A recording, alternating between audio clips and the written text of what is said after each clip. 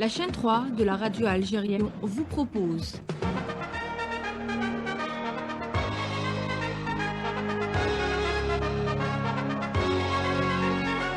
Football Magazine.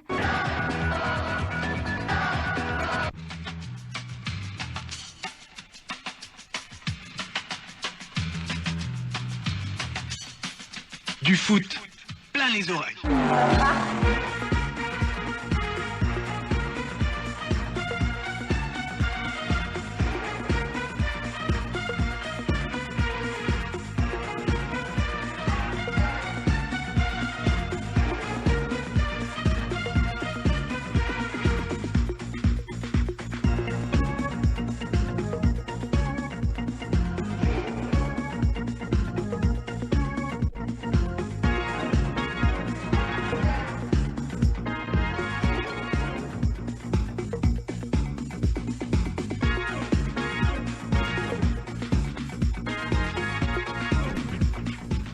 – 11h05 sur Alger, chaîne 3. Madame, monsieur, bonjour. Merci de nous faire confiance. On va partager une heure d'émotion, de football avec cette qualification pour la finale de la Coupe de la Confédération africaine de football de l'USMA d'Alger. L'USMA, en 3 ans, pour la 2e fois en finale d'une Coupe de la Confédération africaine de football. Rappelez-vous, en 2023, il l'avait gagné. Et là, en 2026, donc en 3 ans, les USMistes retrouvent le stade suprême de la compétition. Demi-finale de la Coupe d'Algérie aujourd'hui, de belles affiches. CSC, CRB. Pour le CSC, ça pourrait être historique, ça pourrait être une première finale de Coupe d'Algérie. Pour le CRB également, une 5e finale consécutive.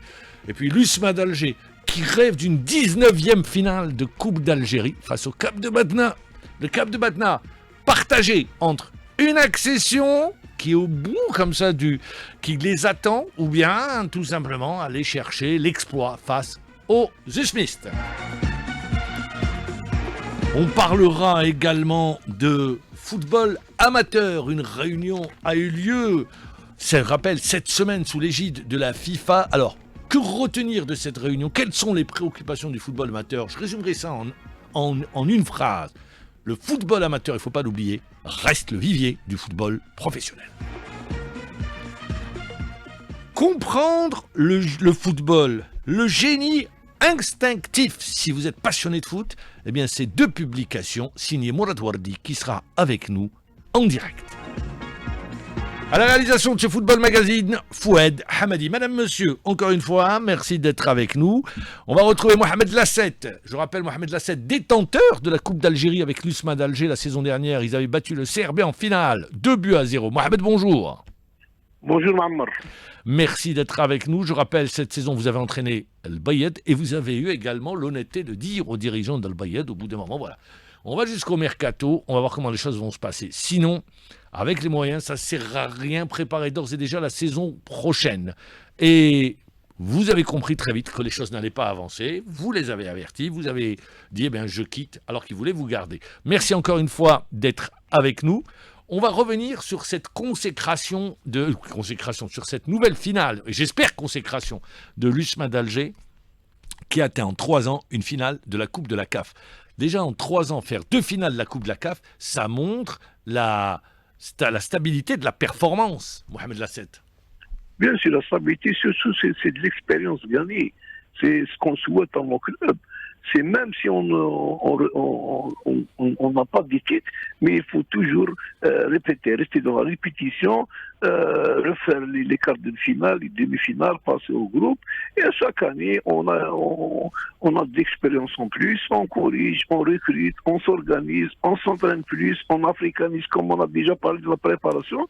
On y reviendra, on parlera, on va parler de ça. À la hauteur. Très bien, on va rester sur les réactions de fin de match, parce que je voudrais revenir également le contexte. Ça y est, on s'est habitué avec les voisins qui, rappelez-vous, en finale de la Coupe de la Confédération africaine de football, ce qu'ils ont fait subir aux Sénégalais. On s'est dit, bon, c'est fini, ils vont arrêter. Ils répètent la même chose contre l'USMA d'Alger. Agression des supporters, agression des joueurs également. Et malgré des conditions, il faut le dire, très compliquées, des conditions, c'était vraiment cauchemardesque. Les USMistes ont fait preuve d'un très gros mental, Mohamed Lassette. Là, j'ai déjà parlé dans plusieurs interventions que la situation d'avant-match, ce qui s'est passé pour moi d'après ce que j'ai vu, ce que j'ai constaté, et surtout le déroulement du match, c'était une motivation de plus pour nos joueurs.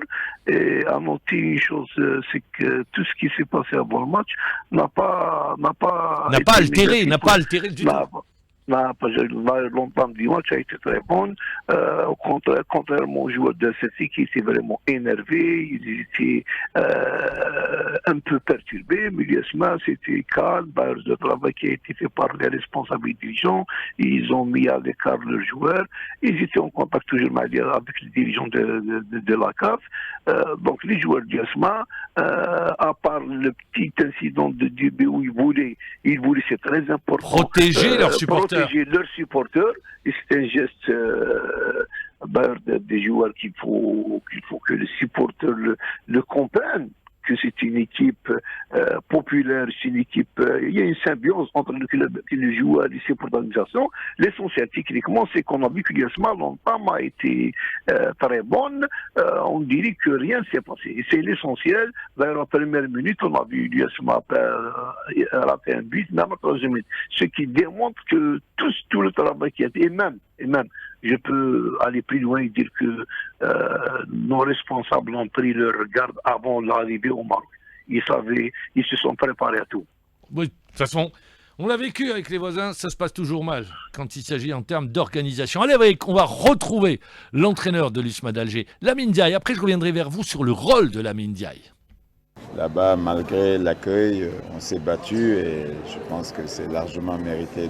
On savait qu'en marquant là-bas, ça allait se compliquer pour eux, qu'on a réussi à faire. Après, les multiples arrêts nous ont déconcentrés sur l'égalisation parce que chaque fois, il y a des arrêts de jeu très très très longs. Mais on était allé chercher la qualification, elle est là.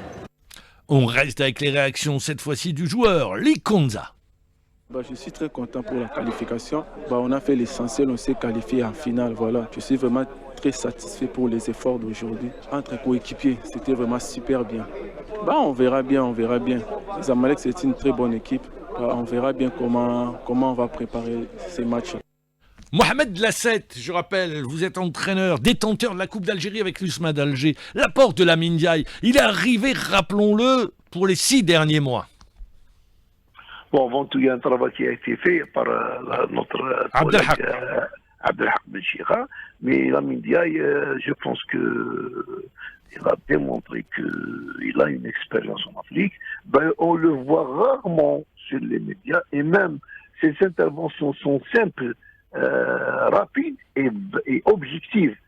Pour vous dire qu'il sait ce qu'il fait. Là, vous parlez de la communication de Lamine Ndiaye. Moi, je voudrais rester avec vous sur l'apport footballistique. Sur l'apport footballistique, on le voit sur le terrain, dominer SFI tout au long du match aller, avec l'arbitrage qu'on a vu, et au retour, il a dit qu'il fallait marquer un but et les perturber. Alors, il a marqué un but, et je dirais plus qu'il a dominé l'équipe de SFI de bout en bout, et surtout sa manière de jouer, qui est un bloc défensif un peu médium, mais avec des attaquants qui ont pour rôle la perturbation des défenseurs adverses afin de ne pas les laisser faire sortir la balle proprement. Et après, il a la deuxième chose qui est très importante, qui va leur servir d'arme contre les Amériques, s'ils ont des contres meurtriers avec une rapidité extraordinaire et avec un grand nombre de joueurs dans des actions de contre. Est-ce que le jeu de l'USMA d'Alger est facile à lire? Sur le plan défensif, oui. Il y a des brèches, il y a des couloirs à réviser, à travailler avant le match des Amériques. Mais sur le plan offensif, je dirais une chose, que l'USMA, ses contre-attaques sont des contre-attaques imprévisibles. On peut vous attaquer à droite. C'est-à-dire, à gauche, c'est un jeu de position, c'est le jeu de positionnement, c'est ce que vous voulez dire? Le plus important, c'est la transition, c'est la rapidité, la vitesse et surtout la variante de passer de défense en attaque avec des joueurs que tu ne sais pas ce qu'ils vont faire. On peut étudier une équipe, par exemple, je cite comme exemple le CRB, tu as Khassef qui monte, Ben Ayed qui reste là, tu as Ben Hamouda qui reçoit des balles, mais l'USMA, n'importe quel jour, l'Océan peut se trouver face à face. Bardouani, il est là en tant qu'arrière droit, il est droit. Après, tu vois que le Douani, par exemple, le match de SFI, il n'a pas fait d'attaque puisqu'il s'est fait attaquer à gauche. Donc, l'USMA, sur le plan offensif, c'est une équipe imprévisible et c'est une équipe qui joue très, très, très bien le contre. Dans la perspective de la finale, je le rappelle, aller se jouera le 9. Le rôle de Racha, qui pourrait être absent pour cette finale? Parce je dis qui pourrait, au conditionnel.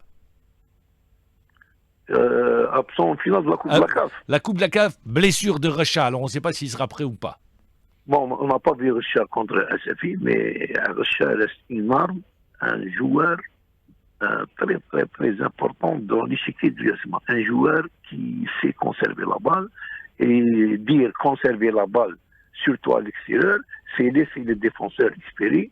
Il a la percussion, il est très bon sur le bon pied, il est bon à droite et à gauche. J'espère que le staff médical que je connais de l'USMA feront le maximum et Inch'Allah, il faut, puisque Bracha, même une mi-temps, c'est un joueur qu'il faut, Inch'Allah, il compte par exemple. C'est une arme. Moi, je ne suis pas le type qui utilise la langue du bois. C'est le meilleur attaquant de l'USMA. C'est le meilleur attaquant de l'USMA. Il n'a pas joué ce match retour, blessé. Il avait joué le match aller.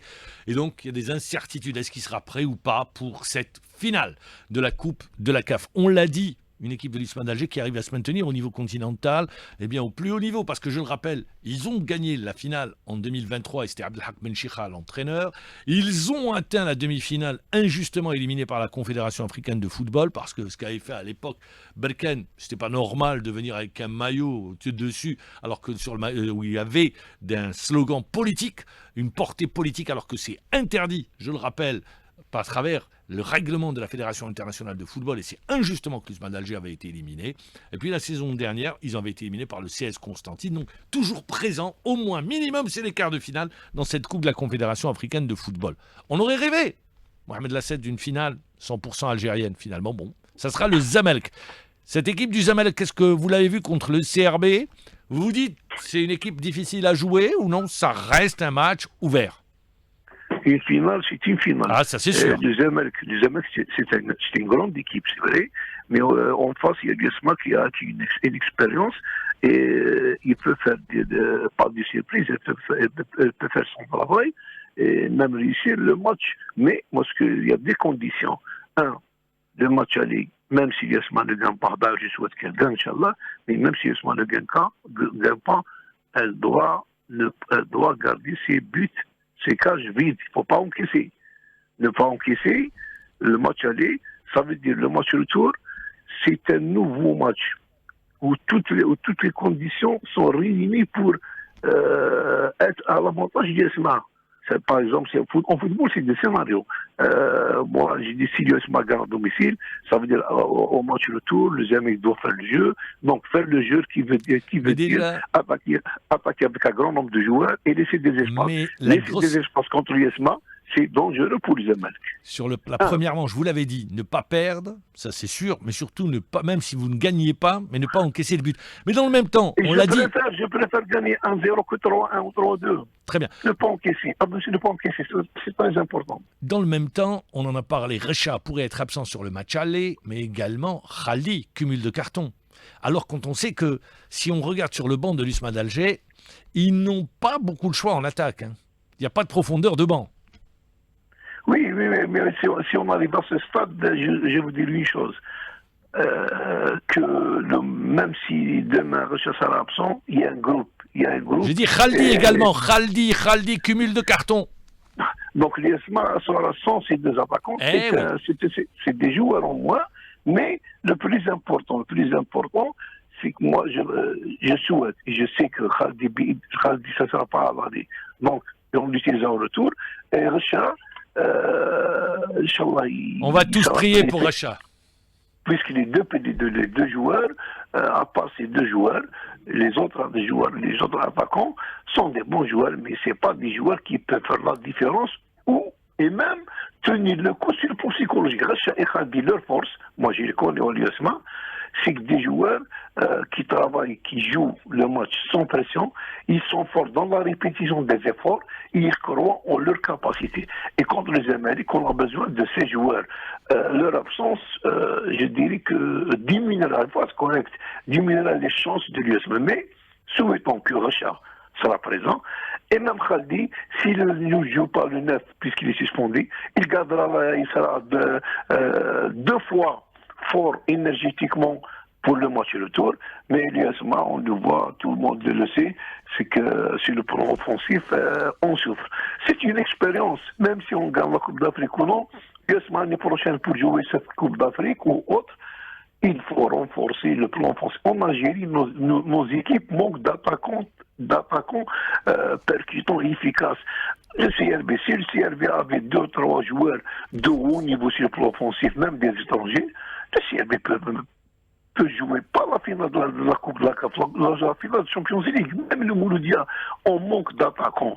Et la preuve, l'ISMA, si Racha sera absent, tu joues le Zamalek à domicile, où tu dois faire le jeu et être percutant et fort sur le 1 contre 1 dans la défense des Zamalek en l'absence de Khaldi Racha, il faut pas mentir. Ça sera très difficile. C'est sûr, ça sera très difficile. C'est une finale de la Coupe de la Confédération africaine de football. On va rester avec la Coupe, mais cette fois-ci, la Coupe nationale, la Coupe d'Algérie. On va commencer, voilà, comme ça la transition est toute faite, avec la première demi-finale qui débutera à 18h. Le Cap de Batna face à l'USMA d'Alger, le détenteur du trophée. 19e finale pour l'USMA.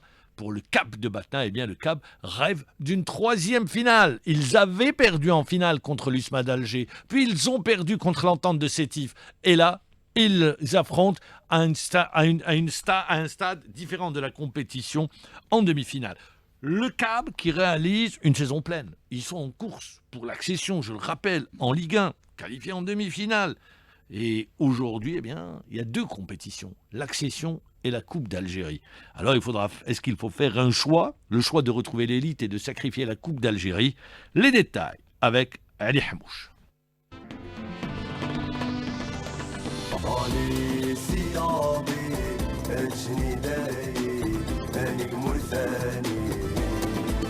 Le Shabab Aouras Batna affrontera l'USM Alger dans une demi-finale de Coupe d'Algérie inédite. Les 2 clubs ne s'étaient jamais rencontrés auparavant à ce stade de la compétition. Le CAB et l'USMA ont par contre eu l'opportunité d'animer une finale, c'était en 1997, une finale perdue par le club batnien 1-0. Sur le papier, le Shabab de Batna n'a pas les faveurs des pronostics. D'une part parce que c'est un club de Ligue 2 qui affrontera un club de Ligue 1 et d'autre part, cette saison, la Coupe d'Algérie n'est pas un objectif majeur pour le Shabab de Batna qui aspire plutôt à retrouver la Ligue 1. Deuxième au classement du groupe Centre-Est de la Ligue 2, le club batnien reste en pole position dans la course à l'accession à 2 journées de la fin du championnat. C'est un grand match, on va jouer une équipe à l'expérience de la Coupe d'Algérie, on va jouer une équipe qui a des joueurs professionnels, mais on va jouer notre chance le plus normalement du monde. La Coupe, c'est pas un objectif, c'est un bonus.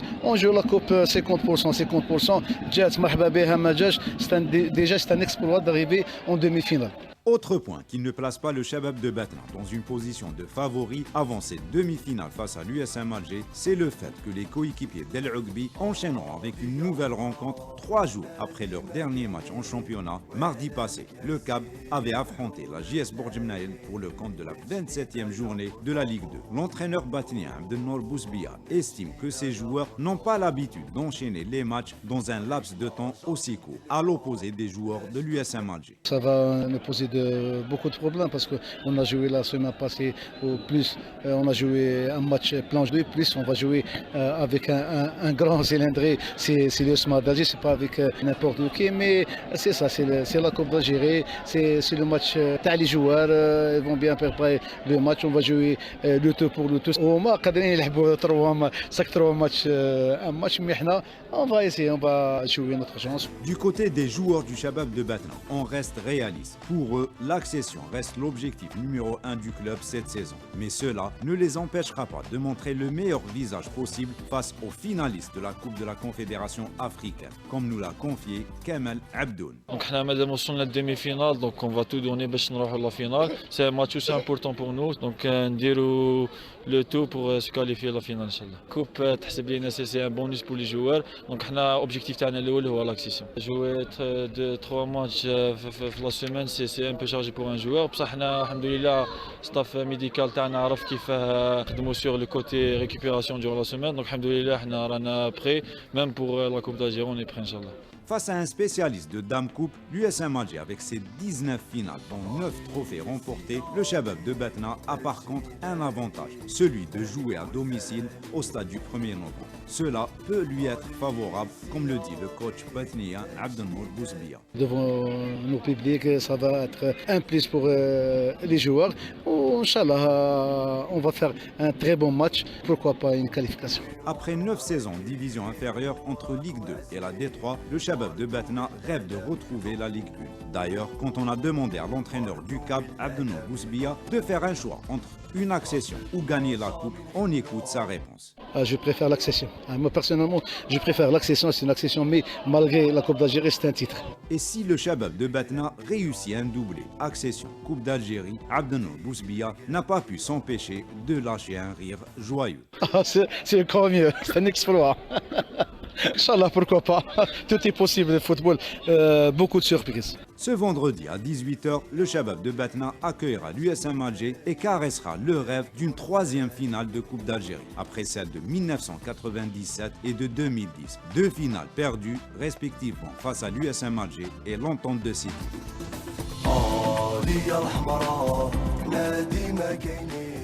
Sujet signé Ali Hamouche, Mohamed Lasset, vous l'avez entendu, l'entraîneur Bousbia de cette équipe du Cap de Batna. Je préfère l'accession à la coupe.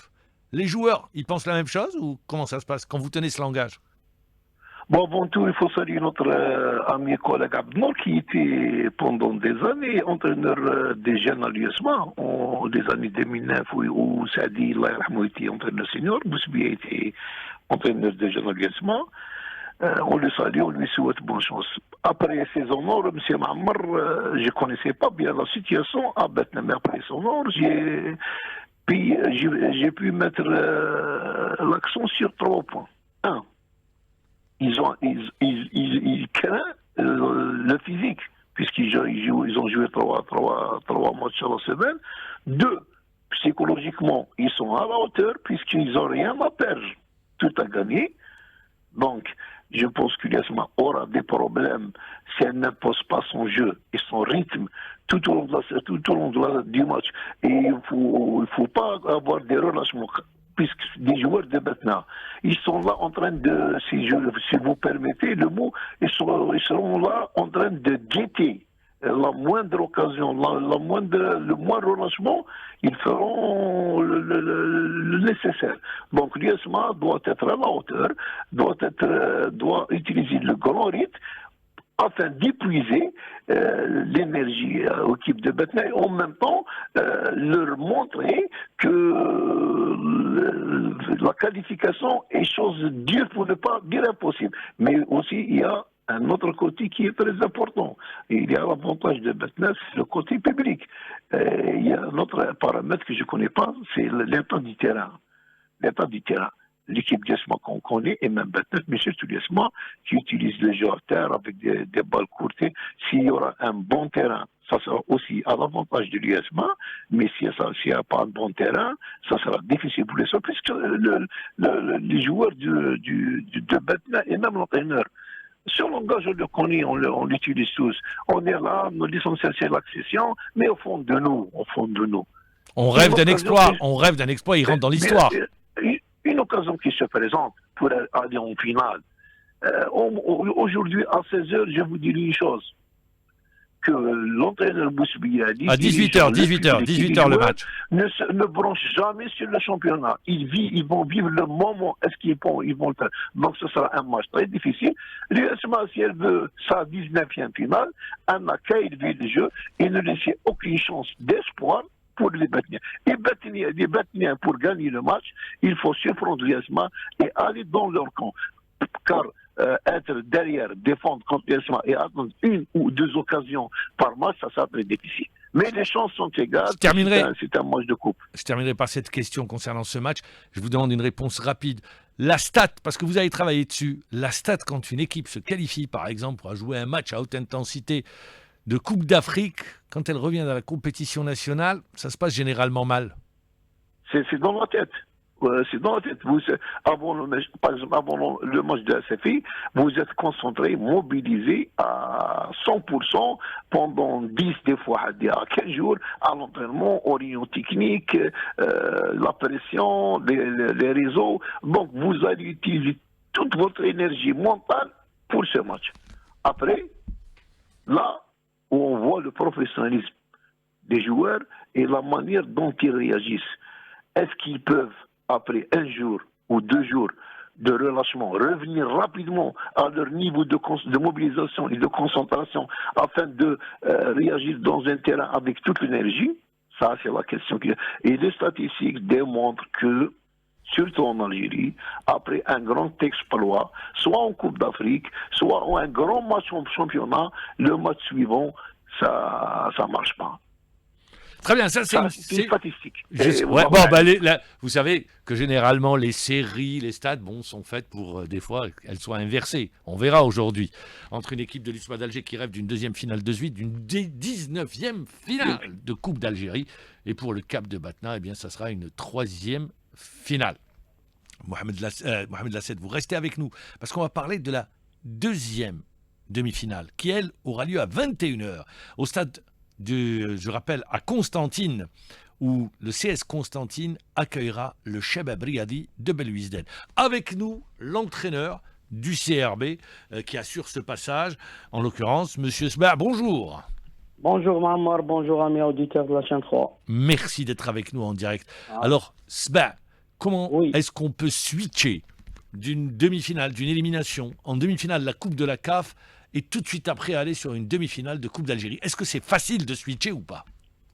Écoutez, Mahamar, ce n'est pas facile de switcher entre une demi-finale, une élimination de demi-finale de Coupe d'Afrique et une importante demi-finale de Coupe d'Algérie. Mais le haut niveau demande de rebondir vite. Les joueurs ont tourné la page, ils sont concentrés et déterminés pour cette demi-finale. On a beaucoup travaillé sur l'aspect mental avec les joueurs pour transformer cette déception en motivation, Inch'Allah. Le groupe est conscient de l'enjeu et prêt à répondre, aussi présent avec beaucoup de détermination pour cette demi-finale, Inch'Allah. Comment vous expliquez le fait que le CRB n'arrive plus à marquer? Écoutez, Mahamar, nous, sincèrement, à l'entraînement, on travaille beaucoup sur l'aspect finition et des fois il y a pas les joueurs travaillent bien à l'entraînement, mais des fois, vous savez, le football il est fait ainsi. Des fois, quand vous êtes sur le terrain et vous n'arrivez pas à marquer, mais j'espère qu'aujourd'hui on va essayer de marquer et remporter ce match, Inch'Allah. Parce que quand vous ne marquez pas, il y a le doute qui s'installe chez les attaquants. Je pense à Ben Houssini, je pense à Ben Hamouda, je pense à Mazienne. Non, écoutez, tant qu'il y a le jeu, je vous ai dit, à l'entraînement, on travaille beaucoup de travail de finition devant le but, mais le football, des fois c'est vrai que quand on est sur le match et tout, on n'a pas de réussite. Mais Inch'Allah, comme je vous ai dit, Inch'Allah, ça va reprendre et l'équipe et ces joueurs-là vont reprendre le dessus et vont marquer, Inch'Allah. Alors, vous affrontez une équipe du CSC. Le CSC, pour le CRB, le challenge, c'est d'être pour une 5e fois en finale de Coupe d'Algérie. Votre adversaire du jour, c'est d'aller pour une première fois dans leur histoire en finale de Coupe d'Algérie. Écoutez, je vais vous poser les questions comme ça, différemment. Quels sont les leviers sur lesquels vous vous appuyez justement pour amener votre équipe à performer aujourd'hui? Je vous ai dit, Mahamar, on a beaucoup travaillé sur le plan mental. parce qu'après une élimination, ce n'est toujours pas facile. Mais alhamdoulilah, les joueurs ils sont conscients, ils vont aller chercher cette finale. N'oubliez pas que l'année dernière, l'équipe a perdu en finale. Et j'espère que cette année, ils vont rebondir et aller chercher cette finale pour la jouer, Inch'Allah. Justement, la répétition des matchs, comment vous sentez votre équipe physiquement? C'est quasiment tous les 3 jours. Hein. Écoutez, ce mois d'avril, on voit souvent même les grands championnats où il y a beaucoup de blessures. On a vu, il y a beaucoup de blessures, il a accumulé beaucoup de matchs de championnat. Nous, il nous reste presque 10 matchs qu'on va affronter. On a un groupe assez large, alhamdoulilah. On va s'appuyer sur tout le monde, sur tout le groupe, et j'espère qu'on va faire une bonne fin de championnat, Inch'Allah. Beaucoup d'interrogations concernant un joueur, El Melali. Est-ce qu'il a récupéré de sa blessure, premièrement? Alhamdoulilah, Farid El Melali travaille beaucoup. Il a récupéré, alhamdoulilah, je pense à 95% de sa blessure. Aujourd'hui, ça fait 2 semaines qu'il est avec nous, qu'il s'entraîne avec le groupe. Il veut aller de l'avant et Inch'Allah, il va être prêt pour les prochaines échéances, Inch'Allah, pour les prochains matchs, Inch'Allah. Même celui d'aujourd'hui, Inch'Allah, pourquoi pas. Mais je pense qu'Inch'Allah, il va rebondir bientôt et surtout d'ici les prochains matchs, Inch'Allah. Et puis je ne terminerai pas sans rappeler que vous avez renforcé le staff technique avec l'arrivée de celui qui était avec les Espoirs et qui se retrouve en équipe première, l'ancien joueur du CRB, Ali Moussa. Oui, Ishaq, Ishaq, je le connais, il était avec moi adjoint en équipe réserve. Et après, il a fait son chemin. Aujourd'hui, on avait besoin de lui pour renforcer le staff technique après le départ des autres adjoints. On a aussi renforcé l'équipe avec le préparateur physique, Monsieur Muslim. Et alhamdoulilah, aujourd'hui, on va essayer de terminer ce travail-là qui est important pour l'administration, pour les joueurs, pour le staff. Inch'Allah, qu'on va rebondir, comme je vous ai dit. Et je pense que toute l'équipe du CRB, les supporters méritent d'avoir une équipe compétitive et remporter ce titre, Inch'Allah, qu'on va chercher ce soir. Dernière question. Chaque match pour vous est une finale. Allez chercher une finale de Coupe d'Algérie pour la 5e fois, mais également en championnat. Il y a la 2e place qui est en jeu. Oui, comme je vous ai dit, tous donc les matchs chaque match est une finale pour l'équipe, parce qu'on a presque 4 ou 5 matchs de retard, en plus de 5 autres matchs, et ce sera tous des finales pour aller chercher cette 2e place, Inch'Allah, pour une place qualificative en Champions League. Si vous aviez à choisir entre la Champions League et la Coupe de la CAF, qu'est-ce que vous dites? Écoutez, j'ai senti à travers votre respiration que vous étiez en train de réfléchir. C'est compliqué. C'est compliqué. Oui, voilà. mais j'ai compris. Il suffisait d'entendre. Les deux, c'est le haut niveau. La Champions League, c'est le haut niveau. La Coupe de la CAF aussi. Et Inch'Allah, on sera prêt pour affronter l'une ou l'autre, Inch'Allah. Merci encore une fois. Coup d'envoi 21h. Et puis la nouvelle vient de tomber. Triste nouvelle. C'est le décès de l'ancien joueur, l'attaquant nigérian. Et quand je vais donner son nom, qui nous a quittés, il est décédé à 40 ans d'une crise cardiaque. Quand je vais évoquer son nom, je présente mes condoléances tout d'abord aux supporters de l'USMA d'Alger. Quand je dis nigérian de très haut niveau, c'est Enéramo. Vous vous rappelez? Le stade Omar Hamadi, Michael Enéramo. Oui. Oui. Toutes mes condoléances à sa famille, à l'USMA aussi. Et c'était un grand attaquant, Enéramo. Il a laissé sa trace et à son âme, Inch'Allah. Et je me souviens qu'au stade du 20 août, les supporters du CRB scandaient son nom. Il y avait un duel à distance, USMA d'Alger OMR, CRB MCO. C'était le maintien qui se jouait. Et Enéramo avait marqué 3 ou 4 buts à l'OMR, et ça permettait 4 buts, et ça permettait au CRB, qui avait battu le MCO 3-1, de rester en Ligue 1. Et tant au stade Omar Hamadi qu'au stade du 20 août, tout le public scandait Enéramo, Enéramo. Une nouvelle fois, nos condoléances. Mohamed Lasset, vous êtes avec nous. Oui. Voilà, triste nouvelle également. Enneramo qui nous quitte à 41 ans. Mohamed Lassette. Ah, il nous a quittés. Coupure. Mohamed Lassette, oui. Oui. Voilà, triste nouvelle. Mohamed Lassette, il y a un problème de liaison. J'entends, je vous entends, Mohamed. Merci, voilà, on vous a récupéré. Triste nouvelle, le décès de Michael Enneramo. Dommage, Allah yarhamou, c'est des musulmans. C'est un attaquant de grande valeur, Liasma. Souhaitons que sa famille, nos condoléances pour sa famille. Vous avez entendu l'entraîneur du CRB, je le rappelle, et il y aura... D'ailleurs, il est avec nous, vous l'avez entendu. Qu'est-ce que vous dites, Mohamed Lassette? Vous qui êtes détenteur de la Coupe d'Algérie. Je lui dis bon courage. Il est en train de vous écouter, monsieur Sba. Il vous écoute. Bonjour Mohamed. Votre courage, je connais cette situation, c'est très difficile. Et nous, en tant qu'entraîneur algérien, local, je dis local, c'est ces moments-là qu'on a besoin de nous. Inch'Allah, vous allez démontrer qu'on est apte à faire du boulot, et surtout avec le CRB. J'espère que vous allez réussir ce match pour vous et pour le CRB, et même le CSI, Inch'Allah.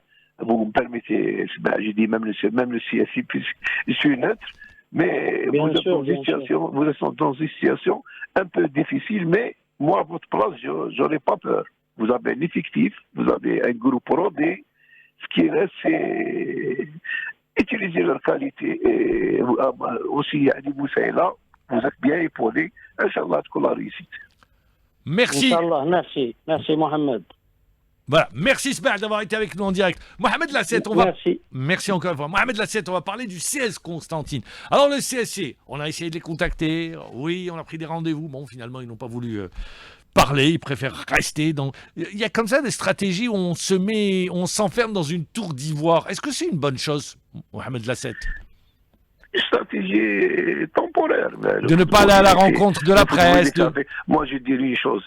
Même si les dirigeants ne parlent pas, ou les joueurs ne parlent pas, mais l'entraîneur, il doit parler. Normalement, le football, il est fait pour les supporters, il est fait pour le public. Le public doit avoir des informations. Qu'est-ce qu'on cache? Le CSC connaît le CRB, le CRB connaît le CSC.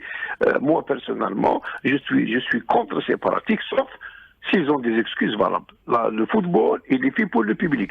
Et le public doit être informé par tous les moyens, radio, réseau. Donc, aujourd'hui, on va parler de CRB. On aurait aimé avoir, ce sont des CSC, leur public aime avoir des informations. Passons aux choses plus sérieuses, Omar. Très bien. Le CS Constantine, justement, le CSC, c'est historique, ça pourrait être historique pour le CS Constantine. Une première finale de Coupe d'Algérie. C'est un peu, ça va être le levier un peu pour l'entraîneur, il va jouer sur ça avec les joueurs. Bien sûr, même pour le club, c'est un club qui travaille. C'est vrai, il n'a pas beaucoup de titres, mais c'est deux titres de champion. Il presse toujours dans le podium, il fait de bons matchs, il fait des séries des fois de 4 à 5 victoires, il a de très bons joueurs. N'oubliez pas qu'il a l'un des meilleurs joueurs qui n'a pas eu de chance en sélection ou autre, Dib. Il a un public merveilleux, un terrain de haut niveau. Reste ces matchs-là, des finales, le podium, une qualification Coupe la Cap, c'est ces choses-là qui font grandir le club. Revenons au match d'aujourd'hui. C'est un match très difficile pour les deux équipes. Je dirais, pour continuer ce qu'a dit Sba, moi je pense que le CRB, sur le plan moral ou mental, il est un peu prêt par rapport au CSC ou l'USMA ou maintenant. Pourquoi des fois quand on joue une Coupe d'Afrique comme ça, avec, sans se qualifier mais avec un bon rendement, rapidement on se prépare pour le match d'après pour se ressaisir et sauver cette saison. Donc le CRB moral, il est là, il va faire tous les moyens pour réussir ce match, mais en face il y a le CSC qui a une occasion, et même sur le plan technique, je dirais Mohamed, il a une très bonne équipe, une bonne attaque, et surtout, j'ai vu le match contre l'MCA, un certain avançant joueur de pointe, qui est très fort en réception, il joue bien sur le côté. Ça sera une bataille tactique et surtout morale, et je pense que ça va aller plus que les 90 minutes. Sur le plan technique, dès le départ, sur feuille, le CRB a plus de chance, a plus de moyens, a plus d'expérience sur cette compétition. Mais si de l'autre côté, il y a une équipe, ça sera 11 contre 11, une équipe qui va jouer pour faire court. Et elle en a les moyens pour réussir ce match à condition de bien utiliser le jeu de CRB, et anéantir leurs forces et profiter de leurs faiblesses. Ce match, ça sera à chance égale, mais ça sera un bon match où il y aura beaucoup de duels. J'espère que le terrain, ça sera c'est un beau terrain. Hamlaoui, c'est une super pelouse. Très bien, justement, l'arbitrage. Juste, question, je vous demande une réponse rapide. Si je vous devais vous poser les clés du match, où est-ce que ça... Qu'est-ce qui fait que ça peut pencher d'un côté comme de l'autre? Pour le CRB, jouer son jeu et élever le rythme. Pour le CSC, ne pas laisser le CRB jouer et profiter de la moindre occasion. Très bien. Merci encore une fois d'avoir été avec nous en direct. Mais vous restez avec nous parce qu'on va aborder un sujet maintenant qui est très important. Le football amateur. Au football amateur, il faudrait consacrer des émissions, plusieurs émissions. Mais là, aujourd'hui, on va revenir sur ce qui s'est passé cette semaine, cette rencontre sous l'égide de la FIFA qui a regroupé des acteurs du football amateur. Le football amateur, c'est un secret de polichinelle, tout le monde le sait, on le dit. C'est le vivier du football professionnel. C'est là où va puiser le football professionnel. Alors, il y a eu une rencontre. Qu'est-ce qui ressort de cette rencontre? Quels sont les problèmes du football amateur? Vous êtes intéressé à la question. Hamza Rahmouni, bonjour. Bonjour, Mohamed. Le but de l'atelier organisé à Alger sous l'égide de la FIFA est de booster le football amateur, censé être le véritable vivier du football professionnel, mais qui ne produit plus de joueurs aujourd'hui, faute de moyens, mais également de compétences des gens qui sont en place. L'ancien président de la Ligue nationale de football amateur, Ali Malik, est critique. Il ne produit que le produit des moyens mis à sa disposition, les conditions dans lesquelles il évolue, les joueurs ou les staffs administratifs ou techniques, il a les moyens financiers dont il dispose et infrastructurels. Il n'y a absolument presque pas de développement au niveau du football amateur dans tous ces domaines-là pour que nous puissions espérer de meilleurs résultats dans tous les points de vue de la discipline. Il faut voir au niveau des moyens mis à la disposition du football pour des infrastructures et pour pouvoir un jour espérer de meilleurs résultats au niveau de la production. Pour produire, il faut investir énormément, il faut avoir des techniciens formateurs du niveau qu'il faut.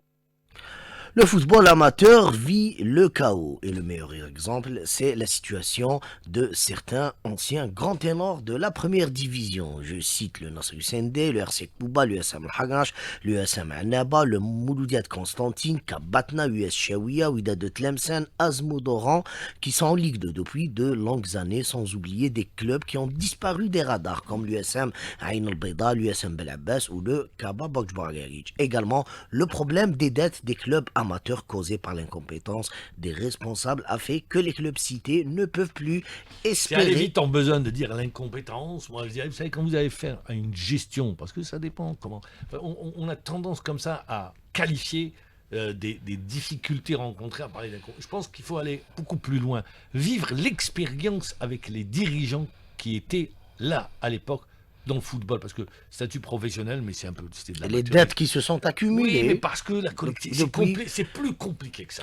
Et donc les clubs ne peuvent plus espérer aujourd'hui retrouver l'élite. Au cours de cet atelier, les échanges ont porté sur une évaluation globale de la situation du football amateur en Algérie, avec un accent particulier sur les contraintes liées à l'environnement de la pratique. Les discussions ont également permis d'analyser en profondeur l'état du football amateur en Algérie, d'identifier les principaux défis auxquels il fait face, mais aussi de dégager des pistes de développement concrètes et adaptées aux réalités du terrain. Pour l'ancien président de la Ligue nationale de football amateur, Ali Malek, il y a trop de personnes étranges qui gravitent autour du football amateur. Étrangères, vous voulez dire? Non, étranges du football. Et qui font ils sont à l'extérieur du football. Voilà, et qui font du football amateur otage de leurs propres intérêts. On écoute son témoignage. Le problème, c'est le problème du football algérien en général. Nous avons des ambitions qui dépassent les moyens Tawana, de grandes ambitions, parce que ces ambitions surtout sont provoquées par différents facteurs étrangers à la discipline. Il y a beaucoup de personnages qui tournent autour du football, qui gagnent leur vie dans le football. C'est des manipulateurs, c'est des agents parasitaires, si j'ose le dire. Les présidents du club technique, de par ces pressions-là, ils sont acculés, ils ne savent plus où frapper de la tête. Dans le football italien, il y a trop de parasites qu'il faut débusquer pour que notre football puisse évoluer, dans un peu de sérénité. Et l'infrastructure est aussi un sérieux handicap pour les clubs amateurs, notamment ceux de la Ligue 2, des stades qui ne répondent plus aux normes, comme par exemple le stade de Hagash, de Kouba, Ben Abdelmalek de Constantine, Zagdani Hassouna, Doum El Bouaki. Autrement dit, la mise à niveau des infrastructures, notamment les stades, est une obligation pour permettre aux clubs amateurs d'avoir moins de soucis. Le nouveau système de compétition à partir de la saison 2027-2028 pourrait peut-être contribuer à un certain renouveau du football amateur, notamment la Ligue 2 qui sera plus attractif avec un seul groupe de 18 clubs. On écoute l'analyse de Ali Malek. Nous avions une division 2 de 16 clubs. Ce n'est pas une nouveauté. On verra. Ça pourrait être une nouveauté s'il y a une politique fédérale autre que celle que nous avions par le passé, et mettre les moyens, assurer les moyens qu'il faut pour cette division, pour qu'elle soit une véritable escale entre le football amateur et le football professionnel, que ce soit une véritable division semi-professionnelle et semi-amateur, et avoir les infrastructures pour qu'elle soit une antichambre véritable, bénéfique pour le football professionnel, Inch'Allah. Et à la fin donc de cet atelier, il y a eu la présentation du rapport final incluant les principales recommandations issues des différents ateliers et sessions de travail pour renforcer et surtout restructurer le football amateur à l'échelle nationale. Ce que je regrette, c'est que la Ligue amateur n'est pas communiquée. C'est un dossier important, mais la Ligue amateur n'a pas communiqué. Je remercie Ali Malek d'avoir apporté sa contribution. En 2 jours, moi je veux bien, mais on aurait bien voulu avoir ce qui a été décidé, de pouvoir débattre, d'apporter notre contribution, d'associer encore plus de monde. Mohamed Lassette, vous avez travaillé dans les clubs amateurs. Qu'est-ce que vous dites ? Je suis un produit du football amateur. Qu'est-ce que vous dites aujourd'hui ? Moi, vous parlez rapidement, en 1 minute. Vous parliez d'ateliers, parlons du football amateur. Je pense que nous, on fait partie de ce football. On a fait travail dans le football amateur et professionnel. On n'a rien entendu de ce qui s'est passé. Voilà. Les problématiques, les solutions. Moi, je vais vous dire une chose, Mamar. Toute bonne chose est bonne. Mais je vous pose une question. Où est la différence en Algérie entre le football amateur et professionnel ? Si on a des réponses à cette question, on peut attaquer le problème. Où est la différence ? Il y a une différence. Il y a une différence. Si, moi, je vais vous dire la différence. Oui. C'est qu'au niveau professionnel, il y a les médias, il y a l'argent, il y a les stades, il y a les stades. Mais sur le plan réel, le football amateur et le football professionnel, ça touche l'entraînement et la structuration. Par exemple, un seul point. Un club de l'élite peut prendre n'importe quel joueur issu du football amateur sans rien payer. Ça, c'est pas normal. Ça, c'est pas normal. C'est bon. Alors, il faut revoir et faire la différence entre l'amateur et le professionnalisme. Et après, on peut attaquer depuis qu'on est mal dans l'amateur et le professionnel. Très bien. Ça, voilà, c'est une première réflexion. C'est pour ça que je dis, ils auraient dû ouvrir, nous donner les recommandations, associer beaucoup plus de monde. Il y a une réalité qui est là. Malheureusement, ça ne s'est pas fait. Mais oui. On n'est pas arrivé au football amateur à la base. Merci encore une fois, Mohamed Lassette, d'avoir été avec nous. De rien. Merci. De rien. Merci. Merci. Ah bien, je ne sais pas si vous l'avez lu, mais vous allez le lire. Il sera bientôt dans toutes les librairies à Alger et à travers le pays. C'est Mourad Wardi qui a écrit il y a 2 publications. Comprendre le football. Eh oui, il faut comprendre le foot. Là, voilà, il le traduit de manière très pédagogique pour simplifier. Et puis, le génie instinctif. Il a eu du temps, il a réfléchi. On a 2 livres. C'est très intéressant. Hier, vous les avez présentés à la presse. Mourad Wardi, bonjour. Bonjour, Maman, et bonjour à tous les auditeurs. Vous avez pris le temps de réfléchir. Vous dites non, il nous faut... Voilà, je vais rendre le football beaucoup plus... pour que les gens puissent comprendre de manière très basique. Vous avez simplifié la lecture du football ? Dans une immersion profonde pour ce jeu fascinant. Donc j'ai mis de l'ordre un peu dans les questionnements qui nous taraudent à chaque fois dans nos discussions. Donc je voulais mettre une ligne pour que tout le monde puisse, à ma manière, j'ai écrit un livre pour que tout le monde puisse, aller vers cette possibilité de s'organiser et d'organiser. Le football, tout d'abord, est une organisation complexe.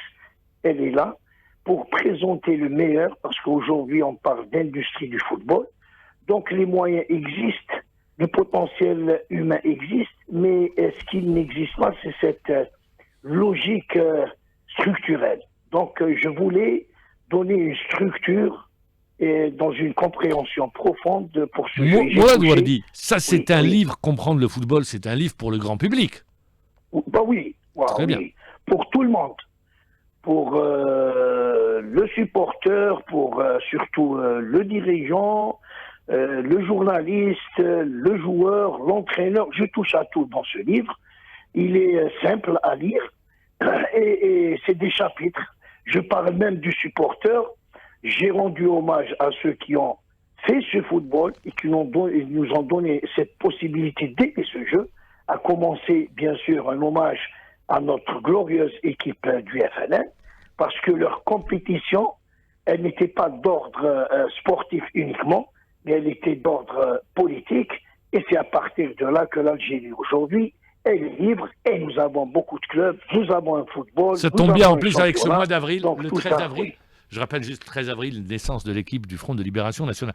Je vais rester avec vous. Est-ce que vous parlez tactique dans votre livre comme ça pour rendre beaucoup plus, pour que ceux qui vont vous lire puissent comprendre quand ce qu'ils regardent à travers ou ce qu'ils écoutent, ce qu'ils regardent notamment à la télé ou quand ils vont dans un stade? Oui, puisque le jeu a évolué, on n'est pas resté dans un WM. Non, ça c'est sûr. Est-ce que vous revenez sur cette évolution? Oui, je viens dans cette évolution, et c'est une évolution un peu qui a touché à tout, même sur un plan, technologique. Les moyens technologiques sont rentrés dans ce questionnement tactique pour faciliter des solutions plus rapidement, parce que le football évolue rapidement. Donc, je crois que j'ai touché à tout. J'ai touché à l'entraînement, j'ai touché à beaucoup de choses. Et aussi, dans mon deuxième livre, Génie instinctif, nouvelle vision de la formation. Vous savez que pour... J'arrive. Alors, attendez, oui. C'est comprendre le football. C'est un livre, et le deuxième, c'est le génie instinctif. Oui, très bien. Vision profonde pour ce jeu fascinant. Parce que le football, vous savez... Quand vous parlez du génie instinctif, vous pensez à qui? Je pense au génie, Vous pensez à Pelé, vous pensez à Cruyff, à Maradona? Aux joueurs qu'on ne peut pas cloner. Aux joueurs qu'on ne peut pas cloner, parce que nous avons un football qui veut cloner des joueurs. Mais il y a certains joueurs qu'on ne peut pas cloner, à l'instar des grands joueurs. Ronaldinho, sans les citer. Il faut les citer, moi j'adore ces joueurs. Vers un génie instinctif. Et pour aller le Belloumi. Oui, maman. Non, je vous dis, Belloumi, par exemple, comme ça, je cite des noms. Oui, j'ai cité, bien sûr, par exemple Messi.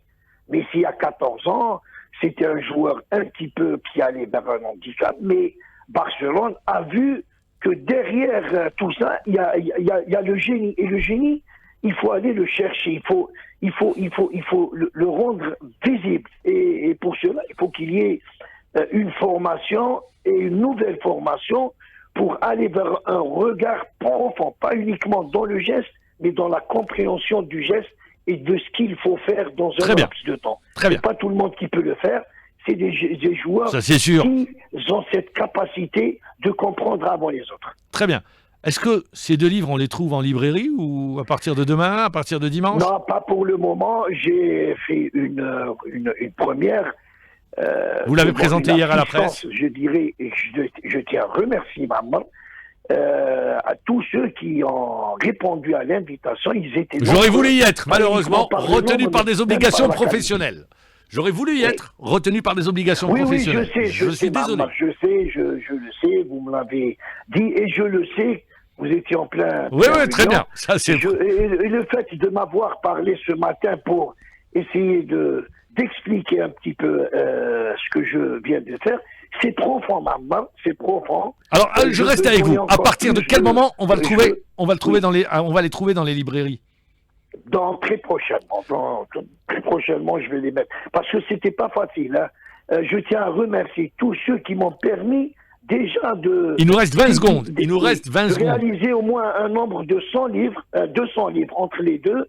Et je tiens à les remercier si vous me laissez le temps. Vous avez même pas 10 secondes. 10 secondes.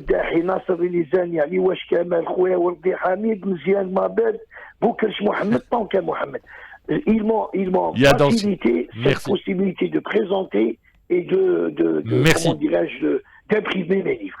Merci. La langue, tout de suite. Arabe-français ou en français pour le moment? En français, celui qui a un nombre de pages de 165 pages, comprendre le football, et l'autre, génie instinctif, c'est en 2 langues. Très bien. Merci Mourad Douardi. On aura l'occasion de revenir sur ces 2 publications. Merci de nous avoir suivis. Merci à tous ceux qui ont participé à cette émission, à la réalisation. Fouad Hamadi. Prochain rendez-vous, 17h.